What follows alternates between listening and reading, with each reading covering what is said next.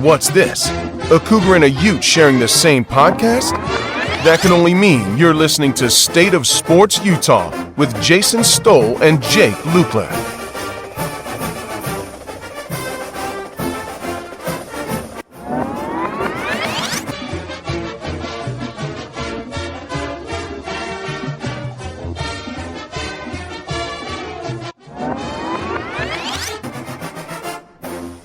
Hey, everybody, and welcome back to the State of Sports Utah podcast.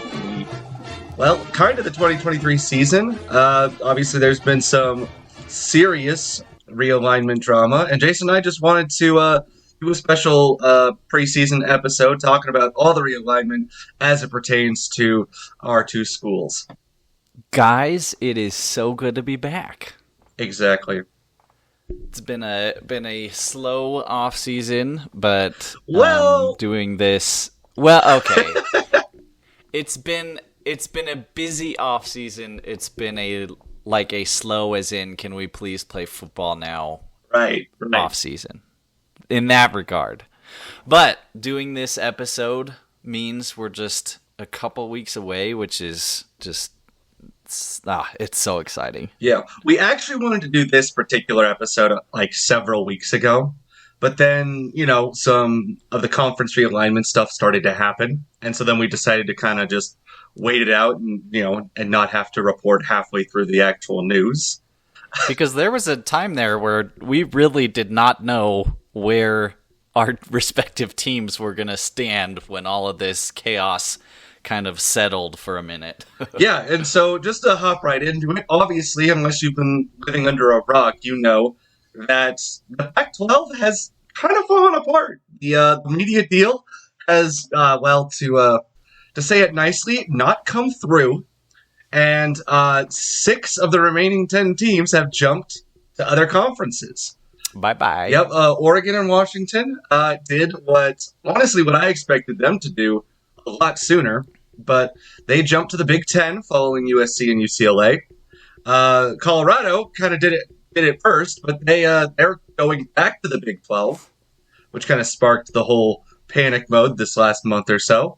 And then, of course, Arizona State, and Utah decided to follow them into the Big 12 as well. So, Jason, what was your reaction when all this started to happen? So, I mean, my initial reaction was a little bit of, I told you so to nobody, because I've been saying this to myself basically since the day that USC and UCLA announced they were going to the Big Ten. I think we recorded an episode a couple days after that happened. It might have even been the day of, I'm not remembering exactly. But on that podcast, this is exactly what I said, that my very first thought when that event happened was, Oregon and Washington also are going to go to the Big Ten, 4 corner schools. Nobody referred to them as that, obviously. Yes. It's kind of become a derived term, even though New Mexico is not involved. Yeah, we don't need the New Mexico schools at all. Right. but that was this is exactly what I expected to happen. It's honestly it's what I kind of had hoped would happen. And it really just was kind of like a wow, okay. I do know college football. So that was my initial reaction. What was yours? Well, obviously this affected, had a more direct impact. Still obviously a big impact to me and my school, but this was, your school moving conferences. Yeah. So obviously when Colorado jumped, and they were the first one, since UCLA, the first school in over a year to move, and really the first move since that to happen. I got a little nervous. I wasn't super nervous.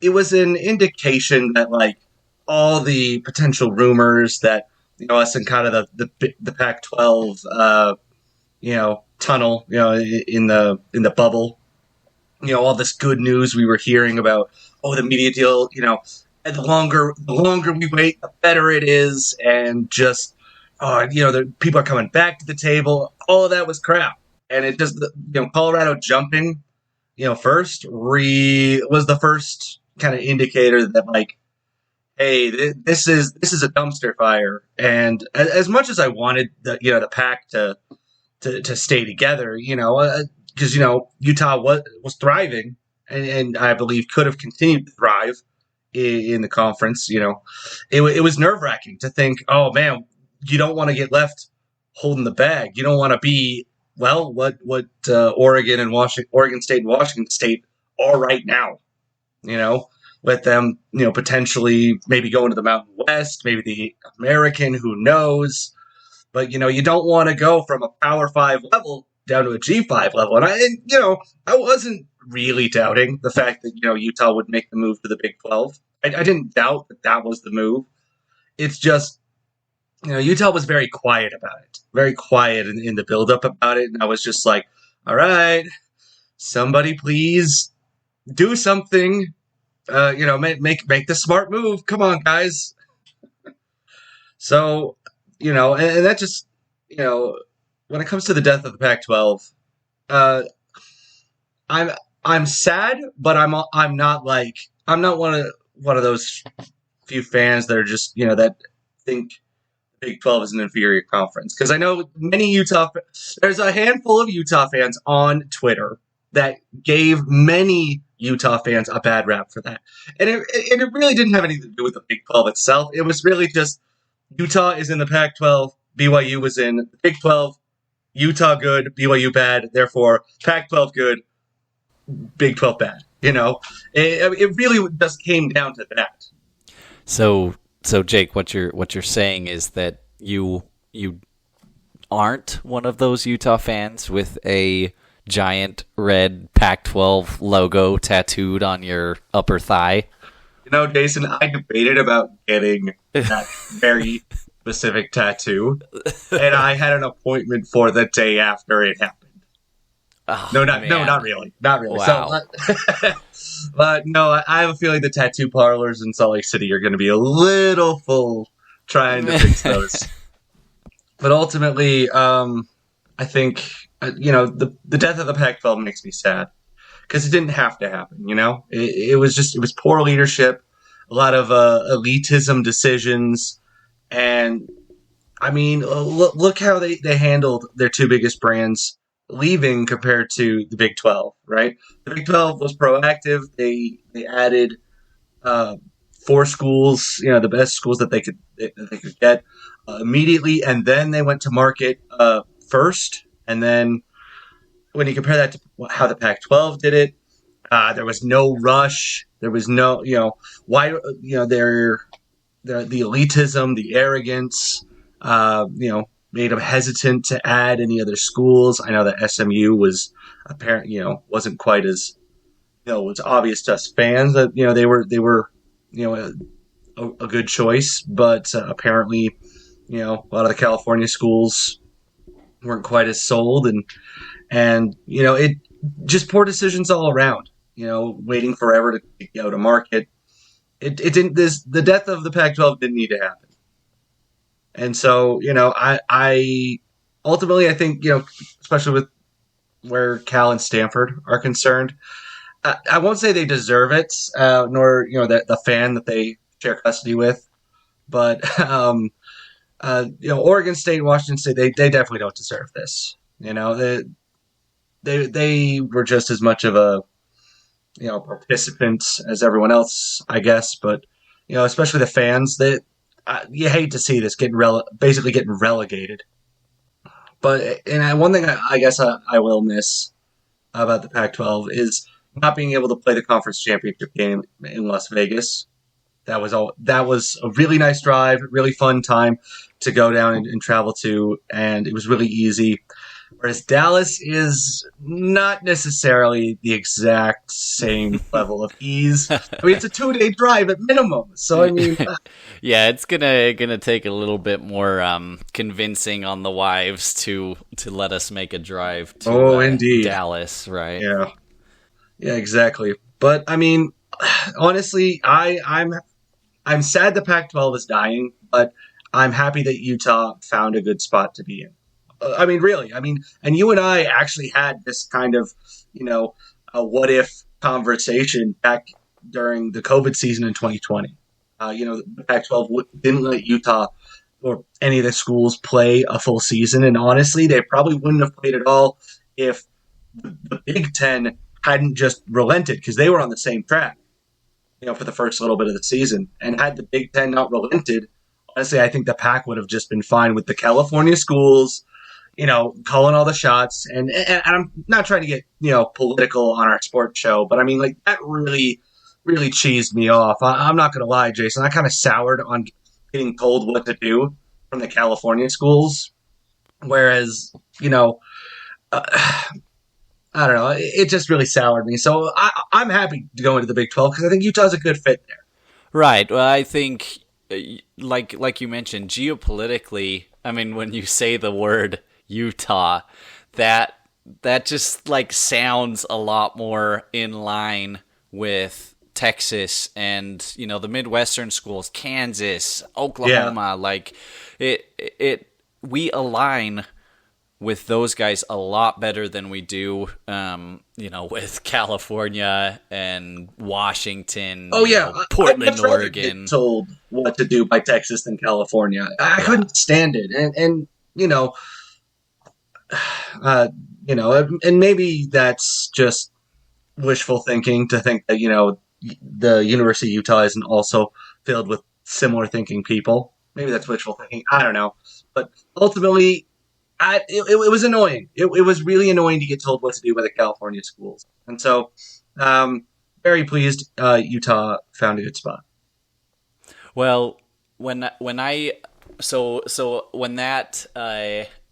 news kind of broke and over the past couple weeks, BYU Twitter and Big 12 Twitter has been elite. It's been very fun. Dancing on the flames is the term that comes to mind. Exactly. Like it's very much been. I think of like the Parks and Rec. I think it is GIF where he's like, or no, not Parks and Rec. Brooklyn Nine-Nine. Brooklyn Nine-Nine. Vindication. Yep. That is the exact phrase that I feel with the death of the Pac-12, because for years, and again, this attitude about BYU has been coming from largely the California schools, Cal, UCLA, Stanford a little bit, that, they were too good for BYU. It's why I feel like we didn't get invited along with Utah, even though that made a lot more sense than the Colorado invite. I think back to, 2016 and even, the last couple of years, like the Pac-12 had opportunities, not strictly or only for BYU do I feel this, but to add when Texas and Oklahoma left, to go scoop in and they do the exact same thing. A good portion of the Big 12 and, made it the Big 12 that died.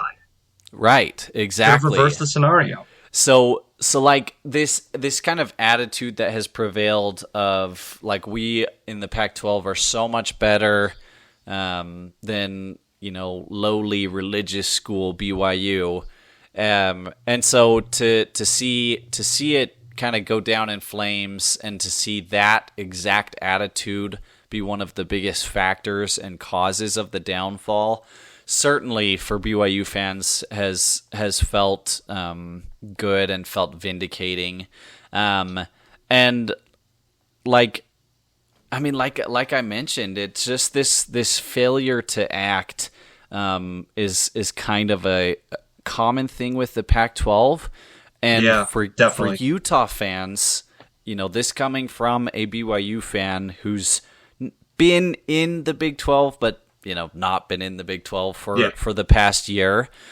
It is the complete opposite experience for you guys coming into the Big 12. And so that's something, when I'm looking forward to the new Big 12. There's two news now. that I think Utah fans should be excited about and that I am excited about joining. And it is that for all of the snobbery and the we are going to control and decide everything and lowly Washington State and Utah and whatever, you guys are going to get screwed for money, you guys are going to get screwed for officiating, bowl spots, whatever. It's going to be the exact opposite of that with the Big 12. Something that's been kind of cool, and that, again, I'm a BYU fan, Utah fans, if you're listening, you can take this for whatever you feel like it's worth. But the biggest advice that I would give to Utah fans is to view this as a new and completely different experience from how it's been in the Pac-12. I have been at Disneyland, at the beach, whatever, in California, and have run into guys in Texas Tech shirts or Oklahoma State hats or, sporting Baylor, whatever new Big 12 school it is. And every single interaction that I have had with new Big 12 fans, whether it's been on Twitter or even in person, has been so positive. The level of respect that the schools in the Big 12 have for each other, for the new schools coming in, and for the value that, BYU brings as a brand, that Utah brings literally right away, that none of the other Pac-12 schools that are coming bring, which is winning right now. Winning culture. They respect that. The Big 12 fans will respect that. And so if you're able to give that equal level of respect and come into it viewing it in a positive light, I think it will be a really good experience for everybody involved. And that's not to say rivalries aren't going to be formed, that you're not going to hate the team you're playing the day you play them. But the level of I think competition is so equal from top to bottom, particularly in football, where I don't think you find that in any other conference, in the country, that it just does bring this great kind of I hate to say spirit, but really a spirit and culture of like, dude, nobody has wanted us. Like, nobody's wanted BYU. People didn't really want TCU. Texas and Oklahoma bailed all those other guys the second they could. Utah and the Arizona schools, Colorado, they're in the same boat. People didn't want us. So we're kind of this conference of outcasts almost. An island of misfit toys. Yes, and because of that, it's going to be so much fun. And because we've all come together, we will be relevant. In another 5 years, the ACC may not exist, and there may be 3 conferences in college football, and the Big 12 will be one of them because they've been proactive, and we're all in the same boat. So that's something that I think is really cool. And then the other thing that I'm excited for is a lot of college football, like, talking heads have been like, the Pac-12 dying is terrible for, because we're losing regional rivalries and like we're killing all of these traditions and stuff. And that's certainly true in some cases. But the Big 12 is one of our biggest strengths, is that we are bringing back regional rivalries. Arizona State, Duel in the desert, the Holy War, which when you're in the same conference is one of the best rivalries in college football. You've got Colorado, which literally physically on a map connects, the rest of us four corner schools to the rest of the Big 12 in Kansas and stuff. So regional rivalries being brought back and being a thing is super exciting with this new Big 12. I completely agree. I mean, when it comes to rivalries, you're absolutely right. I mean, the Holy War, I think, has the potential to be the marquee rivalry of this new Big 12. Easily. It really can. And, I mean, I think it'll just take a year or two for just the conference itself to realize, hey, we got to hype this up. I mean, this is nasty. This is bitter. This is a real, bare knuckle brawl kind of a rivalry here, and now it's going to get more exposure than ever. I mean, it used to be broadcasted on the Mountain and Versus back in the Mountain West and the WAC days, right? But now it's going to be on these major channels, and like I said, I think if it's not right out the gate, give it 1 or 2 years, and this rivalry is going to be hyped up just like the Red River rivalry. I mean, they're going to treat it exactly the same way. This is going to be the big one. Right. I mean, can you imagine on ABC at 6 o'clock, BYU versus Utah, and the winner goes to the Big 12 championship the last week of the season, where it's meant to be. I mean, it is going to be put right back at the big time. Oh, yeah. Rivalry weekend. 2 days after Thanksgiving. I mean, you just can't get better than that. Ultimately, I'm really excited about this new chapter for Utah football and for this new Big 12 to really be able to kind of establish themselves as that third power conference that's here to stay. However, I mean, personally, I kind of think there needs to be a conference name rebranding, preferably without a number or the word big, because, I mean, if there's only 3 power conferences and 2 of them have the word big in it, 2 of them have the word big in it, I mean, that just messes with me just on an aesthetic level. So, I mean, this is a little bit on the fly, so... beware. I'm throwing you a curveball here live. What idea or what name idea would you like to see the Big 12 rebrand to or adopt? I had a feeling this would come up, and I told myself I was going to brainstorm some ideas, but I never quite got around to it. I mean, I honestly don't know. There's not really one identity for the conference that I can really think of. It's such a national... It's spread out. It's got 3 time zones, so you can't call it anything regional. The Southeastern Conference has, it has that advantage of still being pretty regional there. But, I don't know. So... I don't have a specific name idea for the actual conference. Greater heads than me need to think of that. But we play College Revamped. We have a little group that plays NCAA 14 College Revamped, and we renamed our divisions to Heartland was one division. So you get kind of the Oklahoma, Kansas State feel. And then we did, I think Horizon was the other name of the other division, right? The sun rises from the horizon and you're looking west to the horizon, right? So I don't know. It's good. I 100% agree with you though. It is absolutely one of the stupidest things in college football that the Big Ten has 16 teams, now 18 teams, and that the Big 12 has 16 teams. And it just doesn't work. It's so stupid. It doesn't make sense. 100% agree. Yeah, exactly. And like I was mentioning, there's no real, identity that you can really slap on to this.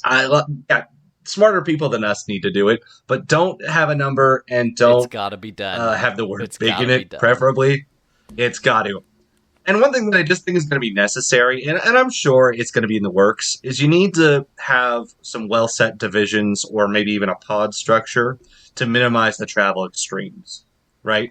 Have any schools that are close to each other, they're the ones, those are your primary schools that you're playing and traveling every year. You cycle through the ones that are, a little bit more further away. It'll be way less fair if, BYU's furthest conference opponent is, say, Iowa State, but Utah has to play Cincinnati, West Virginia, and UCF all right by each. So I'm curious what you think of this potential pod. Okay.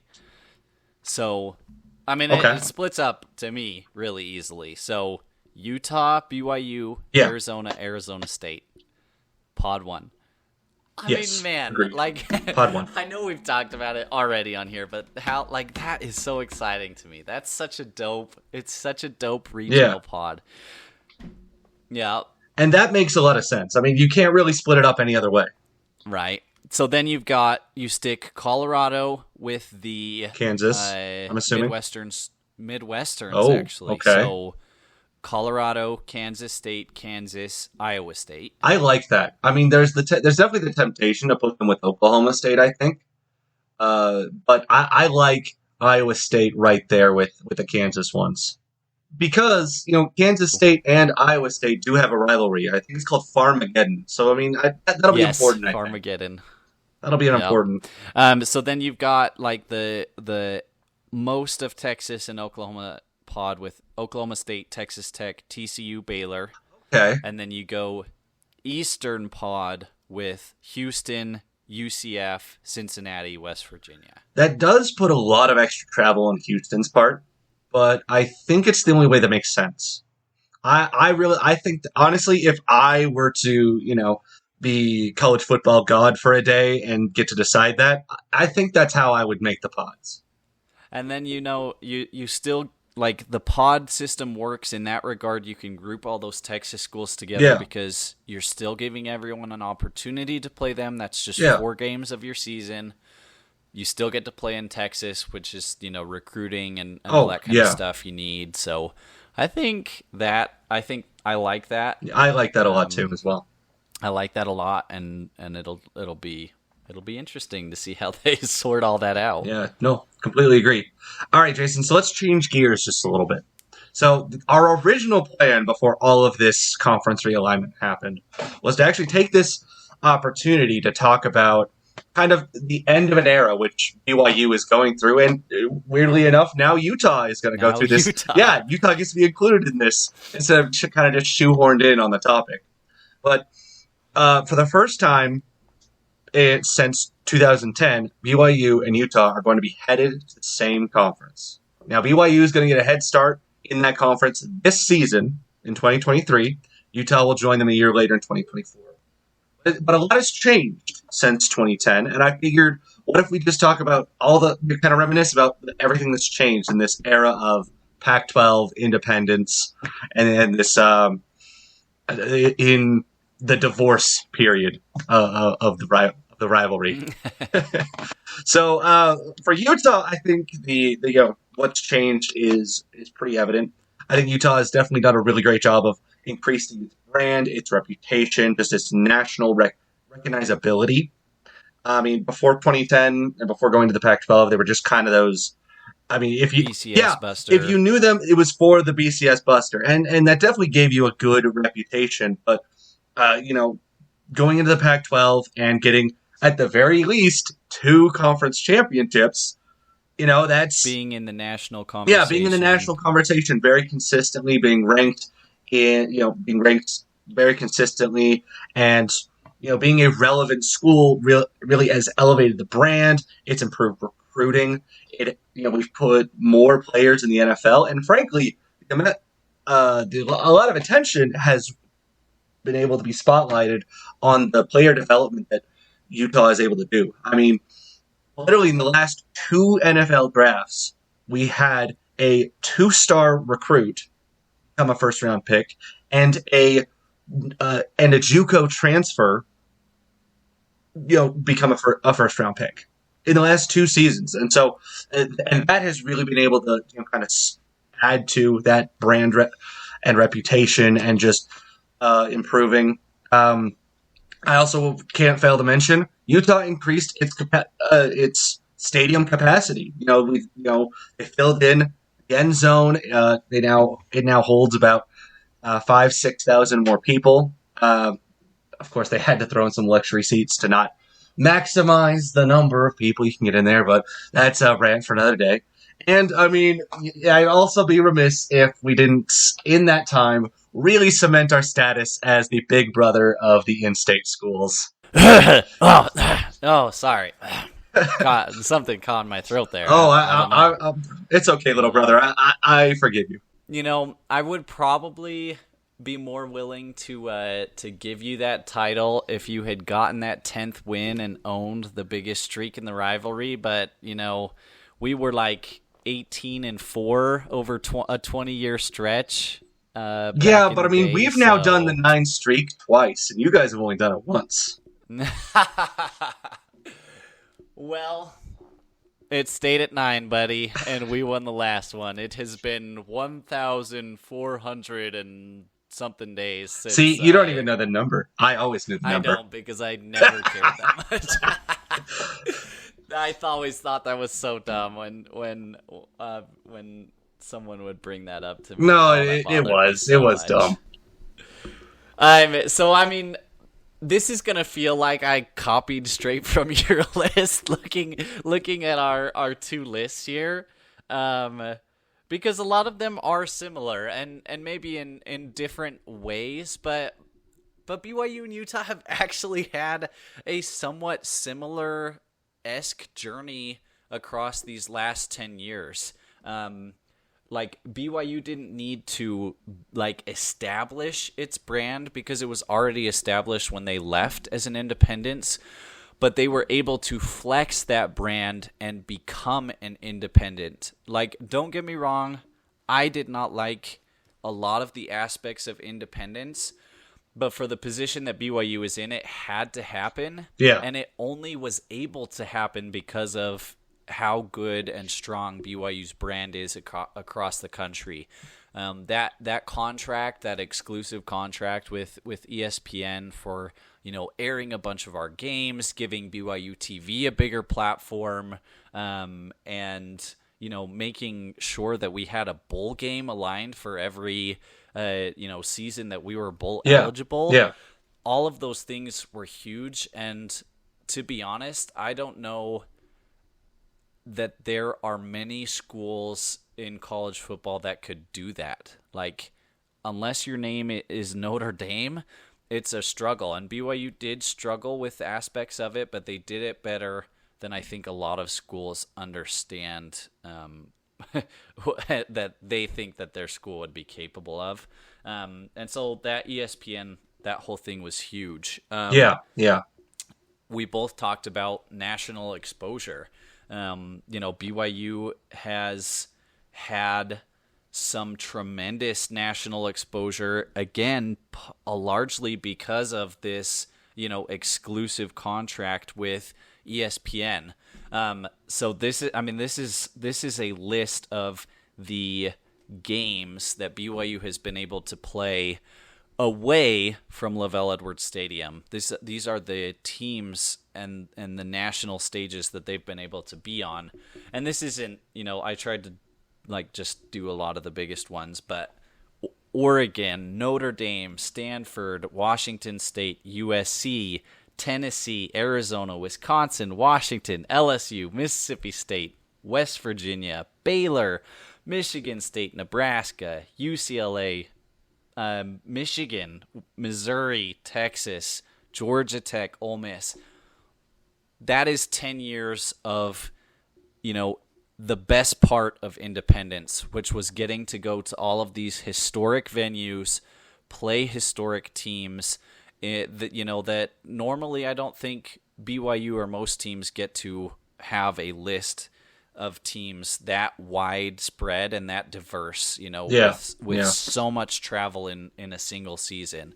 We're going back to a conference now, and now we only get, this season, one out of conference game that is oh, that's kind of cool. We get to go to Arkansas.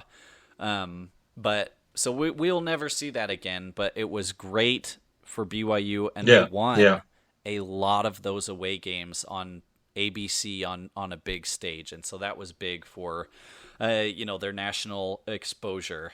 And then BYU has also established a consistent NFL talent pipeline. And in particular, the quarterback factory.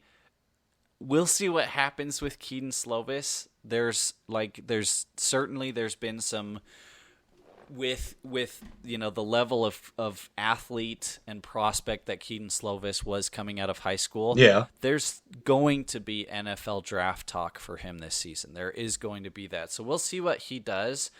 But like the quarterback factory, man, it's back. Keaton Slovis came to BYU because Aaron Roderick and the things that BYU has done have given themselves a reputation, with the NFL of being able to develop quarterbacks and having a quarterback-friendly system that makes it easy for guys to come in and sling the ball around, which is so fun. Like that's what BYU was famous for back in the day. That's what Lavelle's, bread and butter was the pass. And so to have that back, over particularly the past couple seasons has been super awesome. And we'll actually get into that a little bit here in our next segment. But like my last kind of big change that is about to be fixed is that the season as a whole just really lacked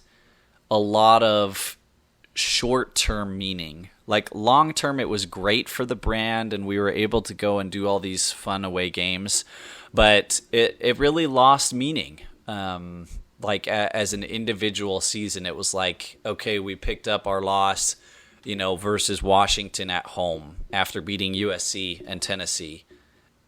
And had some momentum, and now we've lost Washington, and it's like, okay, that's kind of the season. Let's go play Idaho State, guys. Woo! Liberty, there was a lot of significance that was missing on each of those independent seasons, and so as I look back on our time and as an independent moving to the Big 12, like I am so excited for this season, and there's so many things to be excited for, but the fact that we have an opportunity from game one to have the season mean something and have every game impact our chance at a conference championship is so exciting. No, I'm very happy for you in that regard. I know that, it was basically national championship or predetermined bowl game. Right. So, to jump into our last section, I mentioned quarterbacks. So we are going to provide our personal rankings for BYU's, me for BYU, Jake for Utah, starting quarterbacks through the Pac-12 and independent era as we move into the Big 12. Now, we can do this a couple different ways. You can just give your list and your reasonings for that, and I can just give my list, or we can kind of switch off. We can start from the bottom back and forth, and go back and forth. I think giving the full list, because I'm not gonna lie, the bottom of my list, like a lot of those guys started one game and they were like the fourth string quarterback and played like 2 games because 3 guys ahead of them got injured. All right. Tell you what, you go first, and then I'll finish it off. Okay, awesome. So man, right. So are we going top to bottom or bottom to top? Let's go bottom to top. Okay. So I'm brushing through these guys. And I also I served a church mission during this time. So did Jake. So a couple of these dudes were in that time. So I don't necessarily have the biggest, strongest opinion on them because I didn't ever see them take a snap of football. But so starting with 11. So there have been 11 quarterbacks that have started games. Bo Hodge did not play great. Started the game or 2 he played was terrible, and he was, like I said, a fourth string quarterback. Joe Critchlow, again, that same season, I think Bo Hodge got injured and Joe Critchlow came in. There's just not enough stats to really have an opinion. Place him. Right. Number 9, fitting with his number, Jake Heaps. I miss Jake. Number 1 in every Utah fan's heart, but number 9 on my list because he did not live up to expectations. But good old you know Jake what? Heaps. he's carving out an awesome career as a NFL quarterback developer. Nice. He's actually good for him. I think is he Kyler? Oh, I can't remember. He's a big time has a couple big time quarterbacks that he is their coach for. Okay. So he's actually done pretty well for himself outside of actually playing the game. Yeah. Number 8, James Lark. I do not like. I just don't have any good enough experience with him. Yeah. And the next guy, Christian Stewart. Okay. Who came in for Taysom Hill.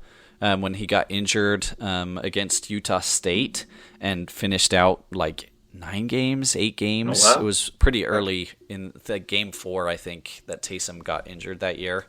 And he actually played like really well as the season progressed. They picked up a couple losses when he initially started. But the last 4 games, he played really well and put up some crazy numbers versus, I think, Houston it was. This was also on my mission, though. So, again, I don't have, the best knowledge. Just, personal experience and knowledge with his game. Number 6, Tanner Mangum. Yeah, I remember this guy. He was kind of on and off. He'd be a starter, then he'd be behind, Taysom. And then he'd be the starter again, kind of on and off. And then be behind Zach Wilson. Yeah. 100%. That's I kind of went back and forth on where he would rank. He had the Hail Mary as a true freshman, a couple weeks home from his mission against Nebraska to win it, which is an all-time. I mean, a top 5 BYU play all time. Yeah. So he maybe should be higher on this list, but the last couple seasons of his career were very up and down and a little rough. Makes sense. I'm actually. This is going to be somewhat controversial, the order that I did this and who I put at 4. But at 5, I put Baylor Romney. Yeah, I remember that guy. Dude came in and just won some games for us, man. He was put in a tough spot multiple times. I thought he really genuinely pushed both Zach Wilson and Jaron Hall to get better.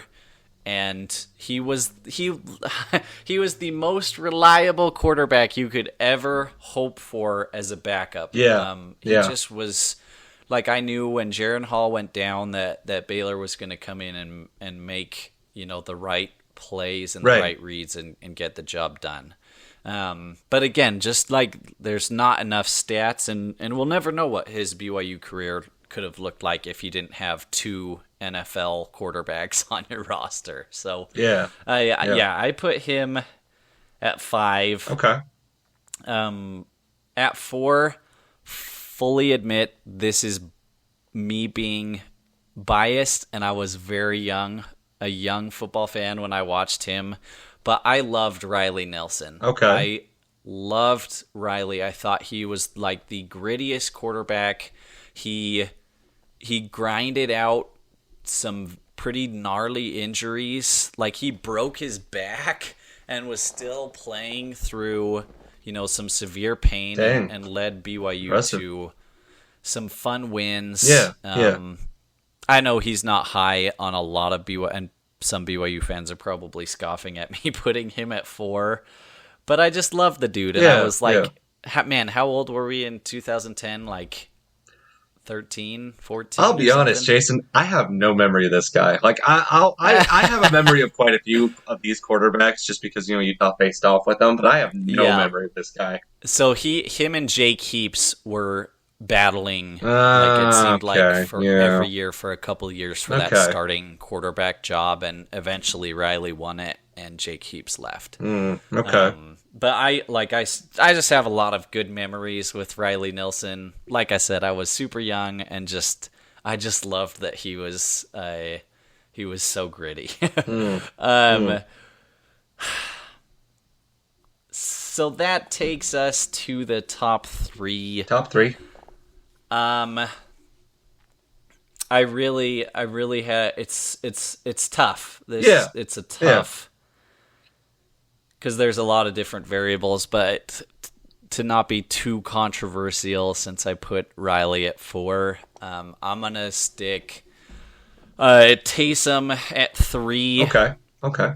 I like Taysom's such a good human being, just is very genuine, and he's like your classic football player. He just is an athlete, and it's why he's making so much money in the NFL. Like, he doesn't even need to necessarily be throwing the ball to have success at the next level, just because of how good of an athlete that he was. Yeah.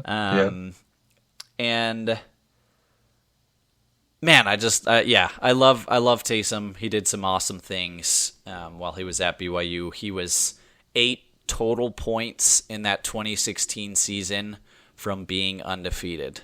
BYU lost 4 games by a total of 8 points that season, including the Utah game, and so that was he just was good. He was super fun to watch. But we're talking about quarterbacks, right? And so I did rank at number 2.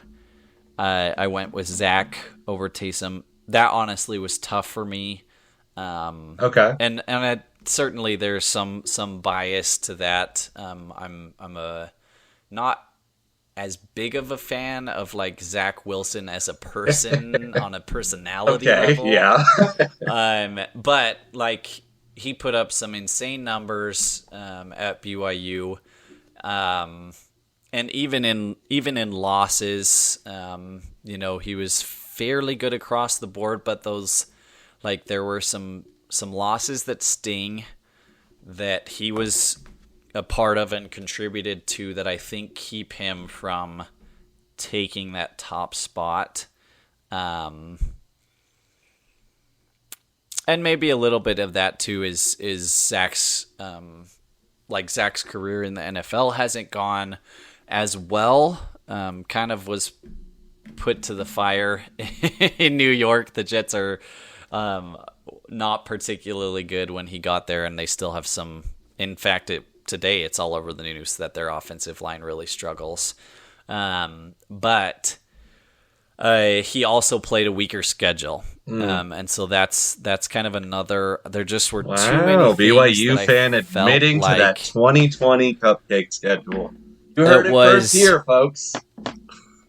It was a very light schedule, but they did the best with what they could. Oh no, absolutely. Independence really helped you out there. They had no possible options. They played whoever they could that season, and it's hard to ding him for that, but I do think you have to contribute that into the ranking. But it's tough too. Like, he beat USC, he beat Tennessee at Tennessee. Like, he had some good wins in there as well. But that's personally where I put him. And number 1 is Jaron. Okay. He came in, he did everything you could hope for, with protecting the football, with making sure that possessions mattered. He had some big time wins, and there was some grit factor there too. Like, he battled through some injuries and didn't play healthy a lot of the time. And he was, of all of these quarterbacks, he was the one to beat Utah, and I think that plays a huge factor. When you're looking across the board, these other guys couldn't get it done. Very Jaron true. broke the streak. He gets a lot of points in my book for that, but he also gets points for being just another phenomenal human being. Like, Jaron's super genuine, and he's a great individual. So he's who I put at number 1, and yeah, that's my list. Well, going on to my list, so I have here at the bottom a guy that maybe BYU fans aren't familiar with, but trust me, all Utah fans are very familiar with this name. That being Jake Bentley. If you are unfamiliar with the Ballad of Jake Bentley, he came in in the 2020 season, in those 5 games that Utah was permitted to play. He came in after Cam Rising, got hurt on the first series of 2020. He was just supposed to be the backup, but he ended up having to be our starting quarterback pretty much the entire COVID season. And it was a total just headache to have him out on the field. I was so pleased when he just transferred out, and we got to say sayonara to Jake Bentley. Number 9 on my list, second to last, is that of one Charlie Brewer. It was particularly disappointing, not only because he lost to BYU, and I think he was a major contributing factor to that loss, and I don't think that's really even disputed here. But he's extra disappointing because on paper he should have been a good quarterback. He did very well with Baylor, and he was coming in. He had a Sugar Bowl win, under his belt, and even at spring camp, I was there. I watched him, and I thought he looked pretty good. I was impressed. And just to see him just totally face-planted and just was extra disappointing. 0 points to Charlie Brewer. That I love our rankings of Jaron and where I put Jake Heaps and where you put Charlie Brewer. Yeah, that is very telling. Oh yeah, that's exactly. They're basically the same guy, but for the opposite team. Next, we have John Hayes. Now, John Hayes, he was pretty much a leftover Mountain West quarterback. Even at that, he was a backup. With him, you couldn't get very much out of him. Right? He was in the 11 and the 12 season. So, very early on, very much a Mountain West caliber quarterback. And I think had we been in the Mountain West, maybe things, the sun might have shined a little bit brighter on John Hayes. But, in the Pac-12, a guy like him just couldn't cut it. Next, of course, we got Jordan Wynn. Obviously was the quarterback through 09 to 12, 11 and 12 being, the ones in this era that we're talking about here, especially in 2011 and 2012. Jordan Wynn was made of glass.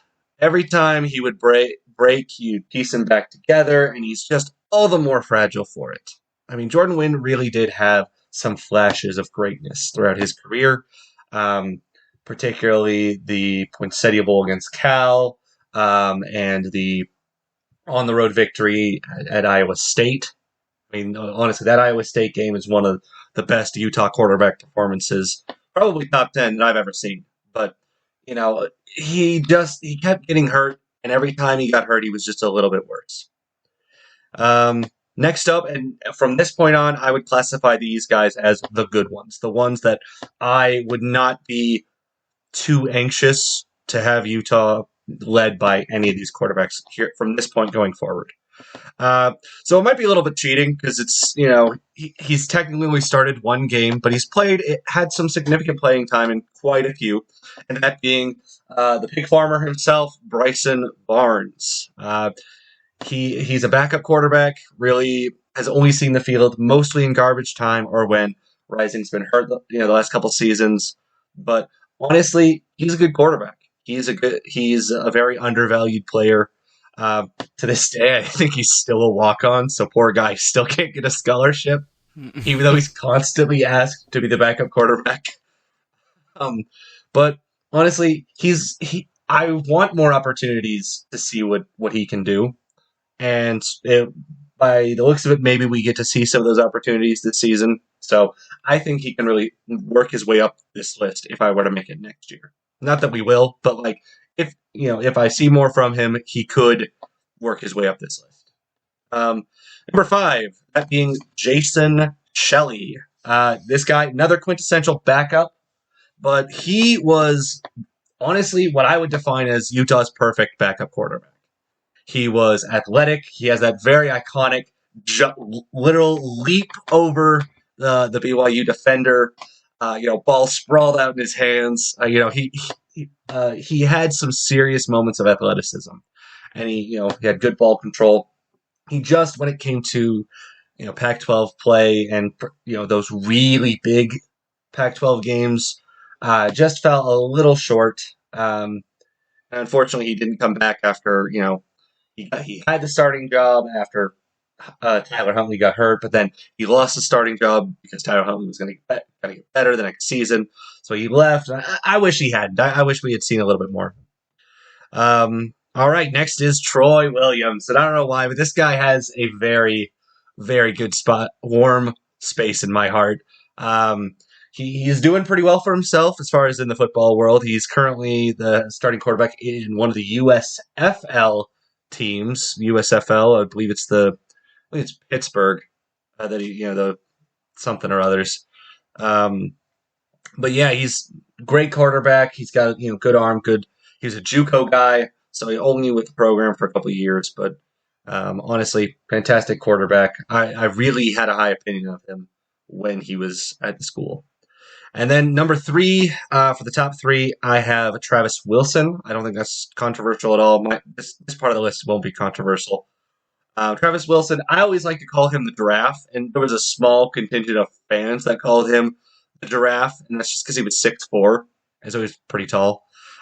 He started in his true freshman year and played for 4 years. He was the quarterback over some of the darker times in this era, where the 2 seasons where Utah went 5-7, the only losing seasons of Kyle Whittingham's career. But that wasn't on Travis. The rest of the team just wasn't there yet. But he also did helm quite a few really good games. The ones against Michigan really come to mind here, and that was all Travis. Number 2, I have Tyler Huntley, Mr. They So Poo Poo himself. I know, not very well liked amongst the Cougars, and that's okay. I mean, Tyler was an athlete. He was a baller. Not the most eloquent of speakers, as indicated in that famous line of his. But honestly, he was a real Utah guy, and just overall, nothing bad to say about Tyler Huntley. And finally, we got Cam the Man, Mr. Bad Moon Rising himself. Obviously deserving of the top spot. Finally being able to lead Utah over the hump into conference championships, back-to-back conference champions, as indicated here on my shirt that I'm rocking very proudly. I mean, Cam Rising is a guy that every Utah fan just loves. He's a baller. He's an athlete. He puts it all on the line. He's super competitive, and he's just the best quarterback we've had since Alex Smith and Brian Johnson. He's up there in that conversation of all-time greats, and for good reason. He really has helped Utah elevate into that next step of contenders. So there you have it, folks. Yeah, a lot of big topics in this episode. This was very hefty. This is a hearty episode, I'll tell you what. Yeah, I mean, and as always, if you agree or disagree with our takes, if you have your own list of where you would rank the people we've ranked, definitely feel free to let us know. Comment on YouTube, tweet at us. Yep. We want to hear. Absolutely, and we can't wait to make more of these as the football season is upon us. It's here. It's finally here. Not many more sleeps until football season. I'm absolutely pumped. Yeah, we're super excited to be back, guys. We're gonna be recording every 2 weeks, so we'll have that kind of consistent pattern that we figured out last season. And I mean, as always, like and follow State of Sports Utah, Twitter, wherever you get your podcasting from. YouTube, like I mentioned, we're available on many platforms, and we would love to hear a question, by the way, of the podcast for next week for. Oh yeah, we love that's our favorite part, honestly. It is. We love that. So your guys' let prompts. us know. Let us know what question you have for us. Can be football, non-football, whatever related. We will answer it on the absolutely. show. So, thanks for listening, guys. We really appreciate it. This has been State of Sports Utah coming at you. See you guys. Thank you for listening to the State of Sports Utah production. SFX technical support provided by Samantha Knight.